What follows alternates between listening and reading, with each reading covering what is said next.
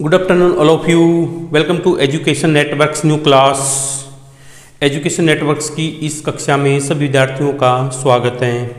विद्यार्थियों, हमारा टॉपिक विषय चला हुआ सी हमारा टॉपिक इस टाइम रनिंग है लेसन नंबर 6 मौर्य साम्राज्य, और उसके अंदर हमारा सब टॉपिक है जैसे चंद्रगुप्त मौर्य का विजय अभियान।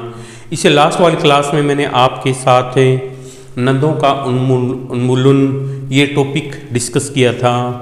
सो I hope you will learn this topic carefully.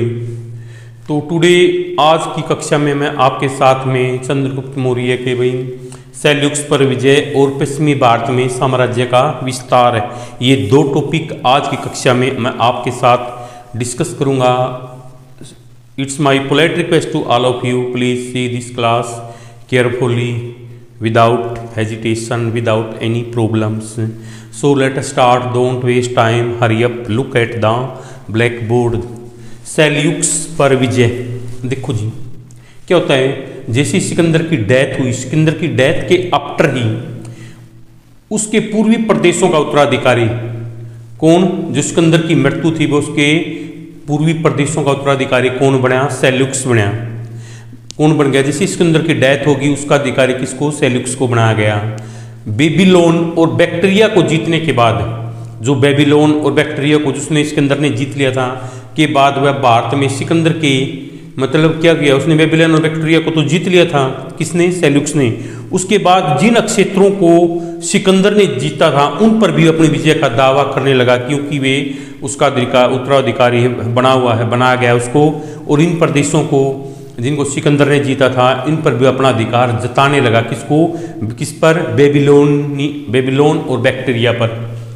लेकिन उस उद्देश्य से अपने इसी उद्देश्य इसी पर्पज एम्स को लेकर उसने क्या, इंडिया पर भी अटैक करने की ट्राई की, इंडिया पर भारत में चढ़ाई की। और चंद्रगुप्त मौर्य की जो विशाल सेना थी वो उसका मतलब सामना करने के लिए व्याकुल थे, आतुर थी कि कब वो आए और हम उसके साथ उसका सामना करें। इसके उद्देश्य से वे भी इस उद्देश्य की मतलब उस उद्देश्य के लिए वो भी इस उद्देश्य की एक प्रकार से काफ़ी टाइम से इसका इंतजार में बैठे, इस उद्देश्य के इंतजार में बैठे थे कि भाई चंद्रगुप्त मौर्य और सेल्यूक्स की सेना का आमना सामना हो। और वो दिन आ गया कब, 305 ईस्वी पूर्व में सिंधु नदी थी, उसके किनारे पर दोनों की सेनाओं में, किसकी में, सेल्यूक्स और चंद्रगुप्त मौर्य, बोथ की सेना, बोथ किंग्स की सेना में मतलब सैनिकों में सेल्यूक्स सिंधु नदी के तट पर एक चंद्रगुप्त मौर्य की सेना और सेल्यूक की सेना में घमासान भयंकर युद्ध हुआ। और इस युद्ध में क्या हुआ भाई, सेल्यूक्स हार गया, सेल्यूक्स की हार हुई, ठीक है। और एक संधि हुई, एक मतलब दोनों में कंप्रोमाइज हुआ, एक संधि ट्रिटी हुई, मतलब ट्रिनिटी मतलब संधि के अनुसार एक उसने क्या किया, अपन दोनों एक समझौता हो गया। उन्होंने उसको मारा तो नहीं, लेकिन उसने अपनी हार स्वीकार कर ली। एक संधि के तहत क्या संधि हुई, उसकी एक डॉटर थी, किसकी, सेल्यूक्स की, और उसका लड़की का नाम क्या था, हेलेना। तो सेल्यूक्स को अपनी डॉटर की मैरिज, अपनी बेटी की शादी किससे, अपनी बेटी जो सेल्यूक्स की बेटी हेलेना थी उसकी मैरिज किसको, चंद्रगुप्त मौर्य के साथ करनी पड़ी। एक संधि हुई थी भाई, उन्होंने उसको जान से तो मारा नहीं, लेकिन उन्होंने कुछ शर्तें रखी कि हम तेरे को आप मतलब कुछ ऐसी कंडीशन है जिनको तुम्हें फॉलो करना होगा, उन्होंने कहा। तो उन्होंने क्या कहा, सिकंदर ने कहा कि आपको तुम्हारी बेटी की मैरिज मेरे साथ करनी पड़ेगी, आपको अपनी बेटी हेलेना की शादी मेरे साथ करनी पड़ेगी। तो उसकी शादी उसके साथ चंद्रगुप्त के साथ सेल्यूक्स को करनी पड़ी। और रियलिटी में ये चंद्रगुप्त की एक महत्वपूर्ण सफलता थी, और उसका साम्राज्य अब किसको, पारसिक, जो चंद्रगुप्त का साम्राज्य था वो पारसिक राज्य की सीमाओं को सप्रेस करने लगा, छूने लगा, ठीक है। नेक्स्ट इसमें क्या बताया गया, नेक्स्ट पॉइंट हमारा कौन सा है भी, पश्चिमी भारत में साम्राज्य का विस्तार। ये तो था सेल्यूक्स पर विजय। अब जो वेस्टर्न इंडिया था उसमें भी उसने अपने साम्राज्य का विस्तार कर लिया, किसने, चंद्रगुप्त ने। शक शासक रुद्रादमन के गिरनार अभिलेख से पश्चिमी भारत में चंद्रगुप्त के जो शक शासक थे, शक राजा का ने रुद्रादमन के गिरनार के एक अभिलेख से हमें पश्चिमी भारत में भाई चंद्रगुप्त साम्राज्य, चंद्रगुप्त का साम्राज्य स्थापित हो गया था। इस चीज़ के बारे में, इसके बारे में हमें जानकारी मिलती है किसी शक शासक रुद्रदमन के गिरनार अभिलेख से, शक राजा के गिरनार अभिलेख से हमें इस चीज़ की जानकारी मिलती है। इस चीज़ के बारे में पता चलता कि भाई पश्चिमी भारत में चंद्रगुप्त का साम्राज्य स्थापित हो गया था। आगे देखो, आगे क्या बताया गया इसमें, चंद्रगुप्त ने बिना किसी बड़े विरोध की, मतलब चंद्रगुप्त ने सोचा कि वे कोई इसका मतलब उसको इस चीज़ का सामना नहीं, कोई बड़ी प्रॉब्लम फेस नहीं करनी पड़ी, भाई उसको काफ़ी कठिनाइयों का सामना नहीं करना पड़ा और सौराष्ट्र के प्रदेश को जीत लिया। किसने? बिना किसी बड़े विरोध को सौराष्ट्र के प्रदेश को जीत लिया। जब उसने सौराष्ट्र के प्रदेश को जीत लिया तो इसमें पुष्यगुप्त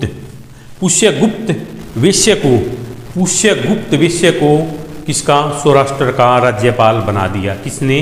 चंद्रगुप्त मौर्य ने बिना किसी विरोध के इसके पश्चिमी भारत में क्या किया? उसने बड़े विरोध को सौराष्ट्र के प्रदेश को जीत लिया और सौराष्ट्र के प्रदेश में इसने पुष्यगुप्त वैश्य को वहाँ का राज्यपाल बना दिया और उसने यहाँ पर एक सुदर्शन नामक झील का निर्माण भी करवाया। किसने? चंद्रगुप्त मौर्य ने सुदर्शन नामक झील का निर्माण करवाया, जिसका पानी कृषि के लिए यूज होता था, एग्रीकल्चर के लिए वो काफ़ी बेनिफिशियल था, काफ़ी उसका लाभदायक था। तो उसने क्या किया? सौराष्ट्र के दक्षिण में सोरापारा का प्रदेश भी चंद्रगुप्त ने, उसने क्या किया भी? सौराष्ट्र के दक्षिण में, जैसे कि सौराष्ट्र के प्रदेश को तो जीता ही था, लेकिन सौराष्ट्र के साउथ साइड में एक सोपारा नाम का प्रदेश था, वो भी चंद्रगुप्त मौर्य ने जीत लिया और उसकी राजधानी किसको बनाया? उज्जैन को। किसको बनाया?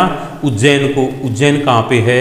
उज्जैन भाई एमपी के अंदर है, जहाँ पर आपको मैं बता दूँ ये राजा भर्तृहरि की गुफा है, संदीपन ऋषि का आश्रम है, जहाँ पर इसने भगवान श्री कृष्ण और सुदामा ने एजुकेशन ग्रहण की थी। शिप्रा नदी वहीं पर बहती है, जहाँ पर कई बार एक बार कुंभ का मेला भी लगता है। और क्या बताऊँ मैं आपको, वहाँ पर उज्जैन में क्या भाई महाकाल का मंदिर है, ओंकारेश्वर मामलेश्वर है, जहाँ पर काल सर्प दोष हो जाता ना, उसकी पूजा की जाती है शिप्रा नदी पर। तो काल ये महाराजा उज्जैन नगरी के विक्रमादित्य की इसको भी वहीं से संबंधित थे राजा।